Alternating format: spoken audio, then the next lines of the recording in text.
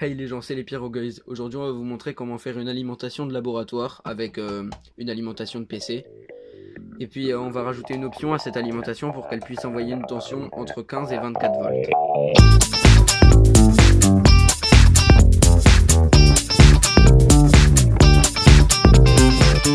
Alors cette alimentation de PC va pouvoir fournir du 3,3 volts, du 5 volts et du 12 volts. Pour ça, vous aurez besoin de récupérer tous les fils qui sortent.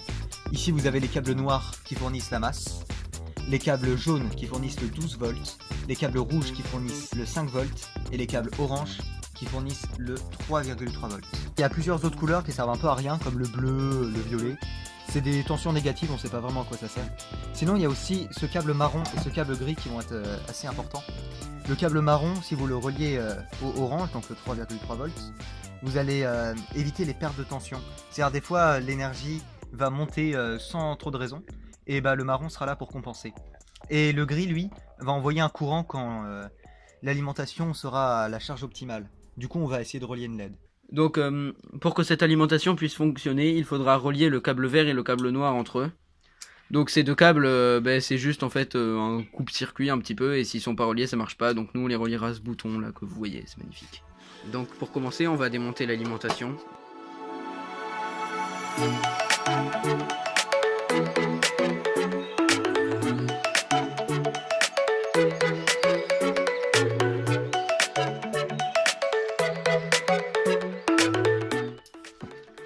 Donc là, on a récupéré cette vieille alimentation dans une décharge.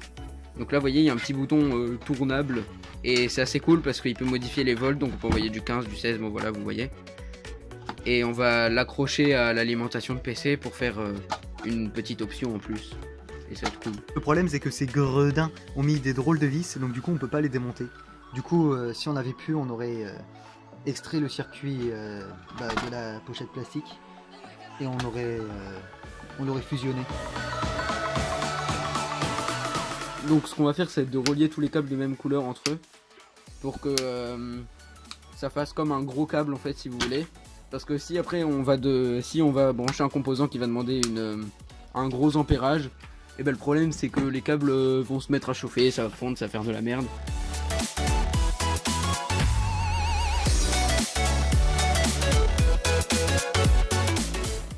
Nous, on va relier cette résistance entre le 3,3 volts et la masse, puisqu'en fait, elle va servir à tirer du courant sur l'alimentation. Et l'alimentation en a besoin, sinon elle ne va pas donner son courant maximal. Vous pouvez aussi la mettre sur le 12 volts et la masse, en fait un peu partout. Pour plus d'infos, on vous conseille la vidéo d'Expériment Boy qui expliquera sûrement bien mieux que nous.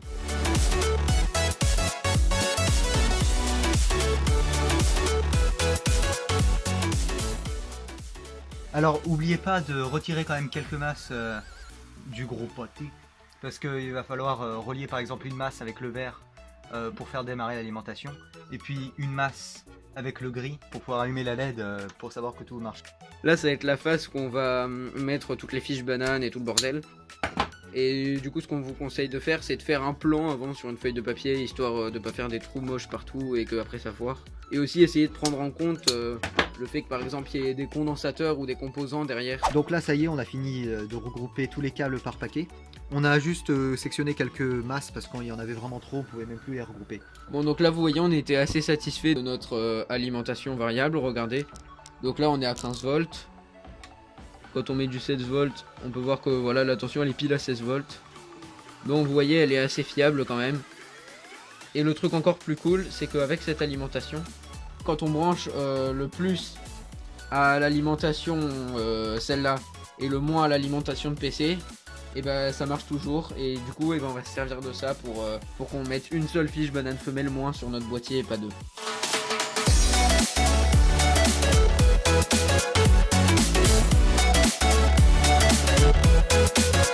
À tous les fils connectés ensemble, on a relié un fil. En fait, il faudrait prendre le fil le plus épais que vous avez parce que sinon, c'est lui qui va chauffer le plus.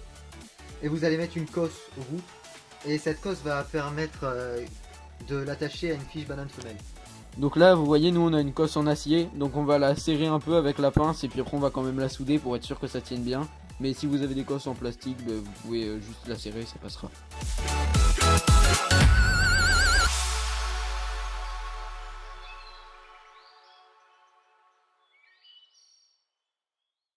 non, Ah mais merde, comment on l'enlève maintenant? Donc là on a voulu faire les mecs intelligents et utiliser la pince, mais maintenant en fait la cosse est coincée dans la pince et du coup bah ça marche plus. Ah oui. Oh, on l'a enlevé. Bon bref, ça tient bien. Bon, évitez de faire ce qu'on a fait parce que on n'avait pas pensé aux conséquences. Donc là on va finir de mettre toutes les cosses et puis juste après on se retrouve. Donc juste ce câble là, on a dit que bah, ça faisait un truc qui allumait une LED dès que les tensions étaient bonnes aux bornes. On a testé, ça fait juste clignoter une LED tout doucement, ça sert à rien. Donc on va plutôt relier une LED entre le moins et le plus 3 volts pour qu'elle s'allume dès que le boîtier soit sous tension. Mais du coup, tu vois, ce fil, il est mort.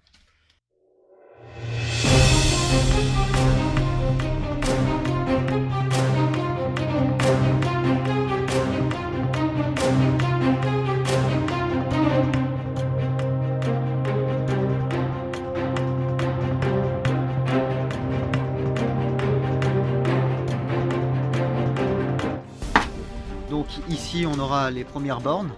Donc les bornes à chaque fois de sortie. Par exemple ici 3 volts, 5 volts, 12 volts et le variable. Vous n'êtes pas obligé de le mettre lui. Ici on aura le moins. Ici hop, vous la voyez pas mais on aura une LED. Et ici l'interrupteur. Donc on n'a pas totalement terminé, là on a fait un peu la version facile entre guillemets parce que c'est quand même assez dur. Donc on va ici rajouter un interrupteur. Mais ça c'est pour la version améliorée. Parce que souvenez-vous, on va aussi lui intégrer ça. Donc ici on a l'interrupteur qui est censé activer la deuxième alimentation. Et on était censé découper ici son emplacement, sauf qu'on n'a plus le disque. On l'a écrasé. Alors après quelques temps de recherche, on a trouvé une réserve de disque secrète. Donc on a réussi à découper le trou, on a enlevé le calque. Et il nous reste plus qu'à poncer pour avoir un trou parfait.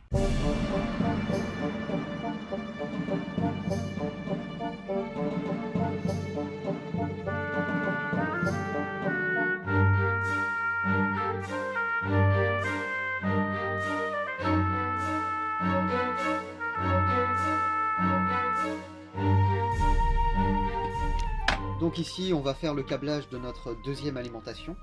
Donc le câble va être divisé en 3 parties. Le plus et le moins de l'alimentation, même si c'est de l'alternatif, et la prise terre. On va faire passer les 3 câbles par les petits trous d'aération pour qu'ils puissent aller jusqu'à l'interrupteur qui sera, hop, Il sera ici, mais sera là par il ici. est de ce côté du boîtier. Et ensuite on fera ressortir le câble par ce trou là. Puis le câble repassera par ici. Et il ira se souder avec un deuxième câble. Donc le câble de la grosse alimentation qui sera branché là du coup. Et en fait on les branchera en dérivation. Et Voilà. voilà. Et du coup à la fin on n'aura plus qu'un seul câble comme ça à brancher. Donc une seule prise et ça sera bien plus simple. Alors là on a fini toutes les soudures qui concernent ce boîtier là. Donc là on a l'interrupteur qui va permettre de l'activer. Et donc là regardez si on branche l'alimentation. Donc là on a branché cette alimentation, déjà le bouton il s'allume. Donc regardez, c'est une très belle chose. Et là si on appuie dessus, attention, allumé. Et si on appuie sur l'interrupteur, ça va l'éteindre. Donc on a mis un peu de temps à faire toutes les soudures, mais là on est arrivé à les faire. Maintenant il nous reste plus qu'à brancher toutes les soudures des fiches bananes et puis on aura fini.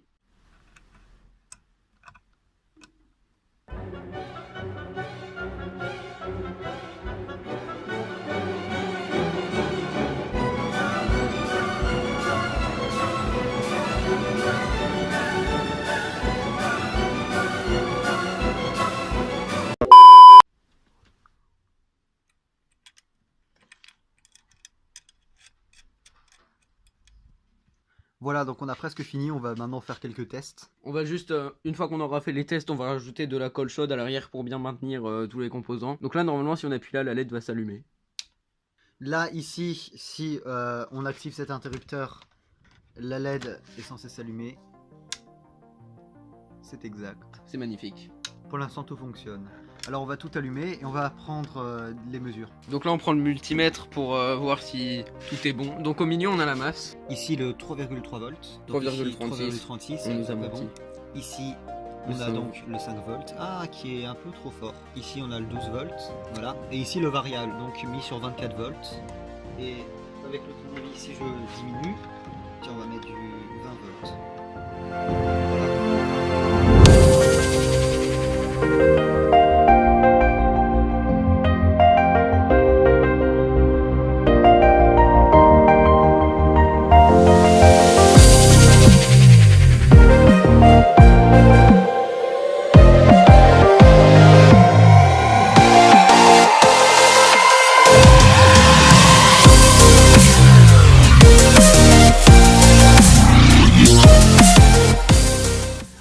là vous voyez qu'il y a encore les deux prises. Hors caméra on les ressoudra pour en faire qu'une, c'est assez simple. Là vous voyez on a tous les interrupteurs tout en place, donc on a vraiment galéré, mis beaucoup de temps à faire ce boîtier, mais là il est fini, il va vraiment nous être utile dans nos futurs bricolages. Alors on va faire quelques tests pour voir que tout fonctionne bien. Voilà, donc ici on a le 3V 36, ici le 5V 55, ici le 12V 30 et ici l'alimentation variable. Donc là on l'allume. Là on a du 16 volts et là regardez on va tourner le petit bouton sur 20 volts. Et voilà, en plus cette alimentation elle est presque exacte à chaque fois. Donc cette alimentation on a mis plusieurs jours à la faire, mais elle a pas une très bonne tête mais elle est super fonctionnelle et c'est le principal. Donc c'est bientôt la fin de cette vidéo, donc si vous voulez nous encourager vous pouvez mettre un like et vous abonner à la chaîne.